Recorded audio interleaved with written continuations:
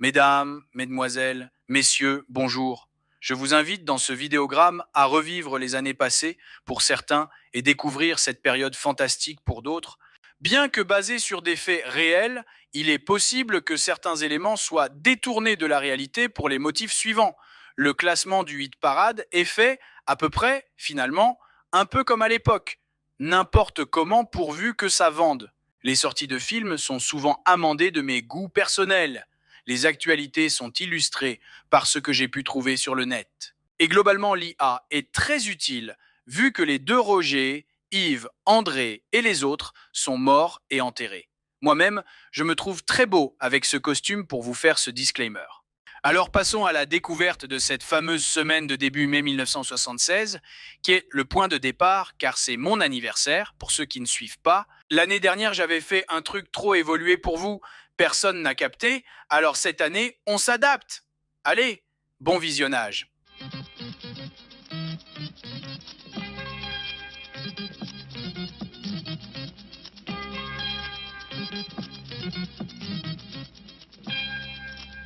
Mesdames, Mesdemoiselles, Messieurs, bonsoir, je suis Yves Mourouzi et je vous souhaite la bienvenue dans cette émission hebdomadaire pour nous rappeler le bon vieux temps. En cette semaine de début mai 1976, 5 actualités ont retenu notre attention. En voici le détail en commençant par le monde. Séisme du Frioul. En Italie, une violente catastrophe a frappé jeudi soir la région du Frioul, dans le nord-est du pays, près d'Udine et autour de Gemona del Friuli. Un séisme de magnitude 6,5 a dévasté plus d'une centaine de communes, faisant près d'un millier de morts et des milliers de blessés. C'est l'un des drames les plus marquants de l'année en Europe et les secours s'organisent désormais au milieu des ruines. Mort d'Ulrike Meinhof. En Allemagne de l'Ouest, Ulrike Meinhof, ancienne journaliste devenue l'une des figures les plus connues de la fraction Armée Rouge, a été retrouvée morte dans sa cellule de la prison de Stuttgart-Stammheim. Considérée comme l'une des théoriciennes du groupe que la presse appelle la bande à Bauder, elle était détenue depuis 1972 et jugée pour plusieurs crimes et attentats. Les autorités parlent d'un suicide par pendaison, une version qui suscite déjà de vives contestations.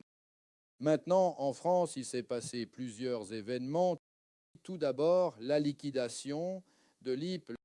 Le tribunal de commerce de Paris a ordonné la mise en liquidation de l'IP, la célèbre entreprise horlogère de Besançon, connue pour ses montres. Depuis 1973, ces ouvrières étaient devenues le symbole d'une lutte sociale hors norme en tentant de relancer eux-mêmes la production pour sauver leur outil de travail. Avec la chute de l'IP, c'est bien plus qu'une entreprise qui vacille, c'est tout un symbole des combats ouvriers des années 70 qui se retrouvent menacés. Ensuite, nuit de peur en Corse. Dans la nuit du 4 au 5 mai, 16 attentats au plastique ont frappé l'île, visant plusieurs bâtiments publics et symboles de l'État. D'Ajaccio à Bastia, l'onde de choc est immense. La Corse se réveille sous les explosions, dans un climat de tension et de défis ouverts lancés aux autorités. Et derrière cette nuit bleue d'une ampleur sans précédent, un nom surgit brutalement, le Front de libération nationale de la Corse, qui annonce sa naissance par la violence. Enfin, visite de Félix Houphouët-Boigny à Paris. Le président de la République de Côte d'Ivoire, Félix Houphouët-Boigny, est arrivé à Paris pour une visite officielle placée sous le signe de la coopération entre la France et l'Afrique. Reçu par Valéry Giscard d'Estaing, le chef de l'État ivoirien doit participer à plusieurs entretiens consacrés aux relations bilatérales, aux questions diplomatiques et au dialogue franco-africain. Le climat de la rencontre se veut à la fois cordial, politique et hautement symbolique. Merci de nous avoir suivis. Je cède la parole à mon confrère Roger Giquel pour la rubrique Vie quotidienne. Que vous avez encore des pommes de terre, madame? Non, pour le moment, j'en ai plus. En France, la pomme de terre manque et ce qui pourrait sembler dérisoire devient soudain une affaire très sérieuse. Le gouvernement reconnaît que la pénurie était prévisible depuis l'automne dernier, la production ayant été déficitaire à l'échelle européenne et promet un retour à la normale d'ici une quinzaine de jours. En attendant, l'État limite les exportations, suspend certains droits de douane et fait venir des cargaisons de l'étranger, tandis que les commerçants sont rappelés à l'ordre pour éviter toute spéculation. Car lorsqu'un produit aussi banal que la pomme de terre se raréfie, ce n'est pas seulement le marché qui vacille, c'est la vie quotidienne des Français et jusqu'au coût de la vie lui-même qui s'en trouve brutalement affecté avec un prix qui atteint les 7 francs le kilo. Merci de nous avoir écoutés et maintenant place au sport avec Roger Coudert.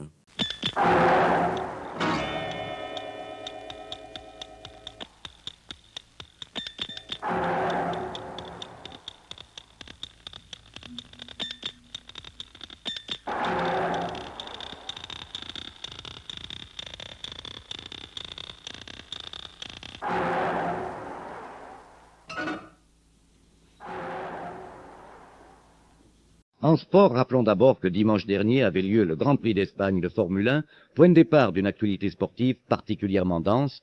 En rugby, Agen et Béziers se sont qualifiés pour la finale du championnat de France après leurs victoires respectives contre Narbonne et Brive. Le week-end a cependant été assombri par la mort de Jean-François Flipponneau, joueur montferrandais frappé par la foudre lors d'un match amical. En cyclisme, Johan de Muenck remporte le Tour de Romandie, devant Roger de Vlaeminck et Eddy Merckx.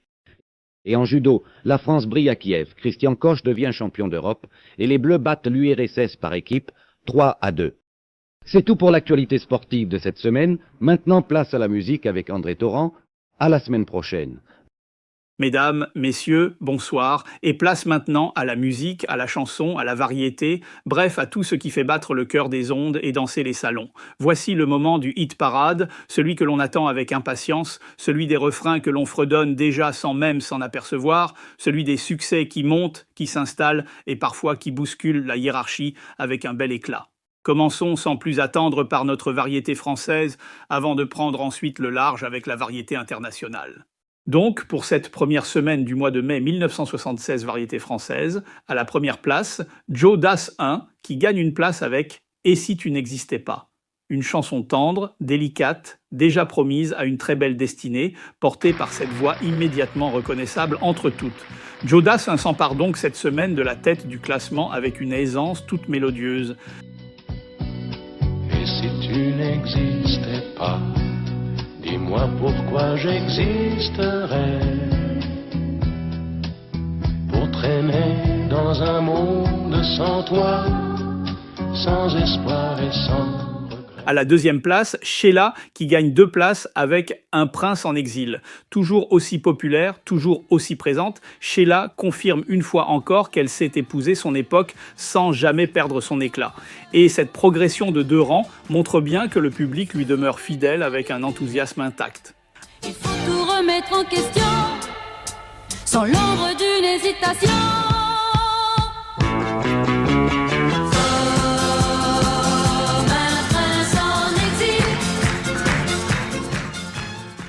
À la 3e place, Ringo, qui gagne 3 places avec Les Oiseaux de Thaïlande.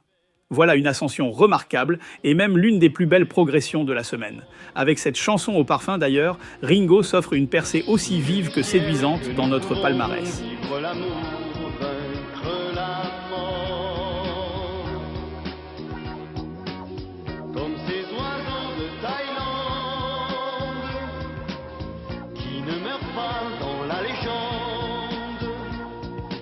Et maintenant, quittons un instant la chanson française pour rejoindre les succès venus d'un peu plus loin, ceux que l'on appelle encore avec un certain panache, la variété internationale.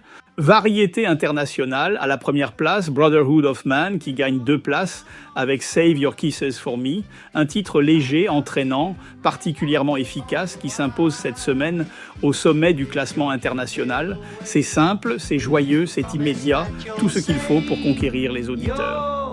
Kisses for me, save all your kisses for me. Bye bye, baby, bye bye. Don't cry, honey, don't cry. À la 2e place, ABBA, qui perd une place avec Fernando. Le groupe suédois recule d'un rang, certes, mais conserve toute sa superbe avec cette chanson déjà entrée dans les mémoires. Il faut dire qu'ABBA possède cet art rare de faire naître l'évidence musicale dès les premières mesures. Can you hear the drums, Fernando? I remember long ago another starry night like this. À la 3e place, Roger Glover, qui perd une place avec Love Is All. Une chanson singulière, rêveuse, presque féerique, qui garde, malgré son léger recul, une place de choix dans le cœur du public. Comme quoi la fantaisie aussi peut trouver son chemin jusqu'au sommet.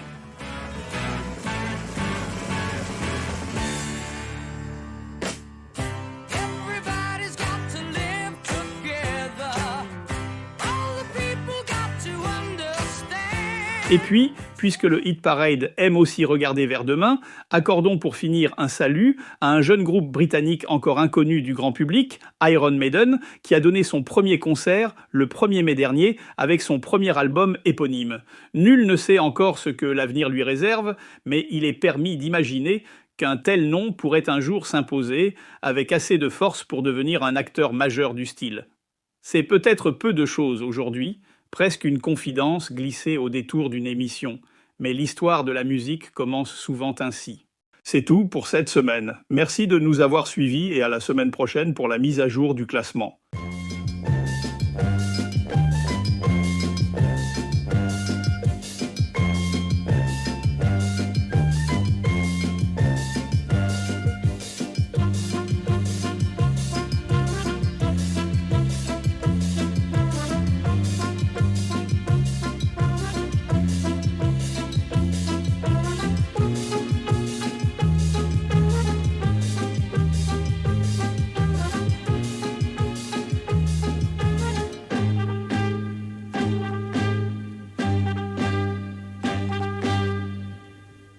Et maintenant, ouvrons la parenthèse du cinéma, celle des affiches fraîchement collées, des fauteuils de velours, des salles obscures où l'on va tout simplement se faire une toile.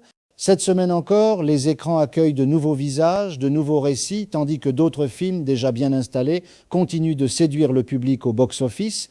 Voyons d'abord quelles sont les sorties marquantes de la semaine. Parmi les nouveautés, on retiendra d'abord Fait comme Fairbanks, le film de Maurice Dugosson, porté par Patrick Devers et Miu Miu, une œuvre dans l'air du temps, sensible, nerveuse, avec deux visages qui comptent désormais parmi les plus marquants du cinéma français de cette décennie. Qu'est-ce qu'il voulait dire avec Mary Pickford et puis Fairbanks?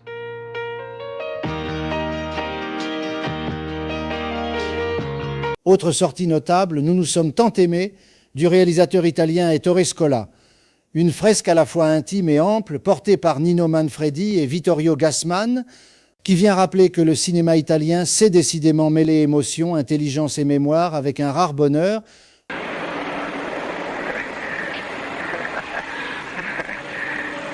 Ma quanti anni sono passati? Da quando ci venammo, sotto la pioggia, ti ricordi? E come no? Enfin, signalons Vers un destin insolite sur les flots bleus de l'été, signé Lina Wortmüller. Rien que le titre invite déjà au voyage, et le film apporte à cette semaine une touche plus singulière, plus décalée, presque plus aventureuse dans son ton. Caffè, signora. Grazie, no. Il caffè me lo fate fresco, vero? Ah, che meraviglia. Cominciamo subito a fare gli stramiccioni meridionali, vero?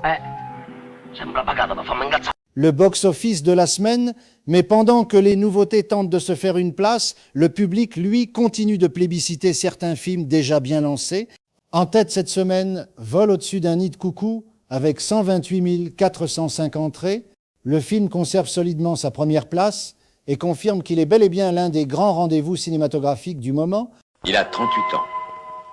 Il a été interné dans un hôpital psychiatrique. Pour les médecins, il est fou. Qu'est-ce qui a pu leur faire croire ça? À la deuxième place, La dernière femme, avec 112 052 entrées. Une très belle progression pour ce film qui gagne 4 places et s'impose cette semaine comme la montée la plus remarquable du classement. Et à la troisième place, L'année sainte, avec 111 840 entrées. Le film reste stable, bien accroché au podium, preuve qu'il conserve encore un public fidèle.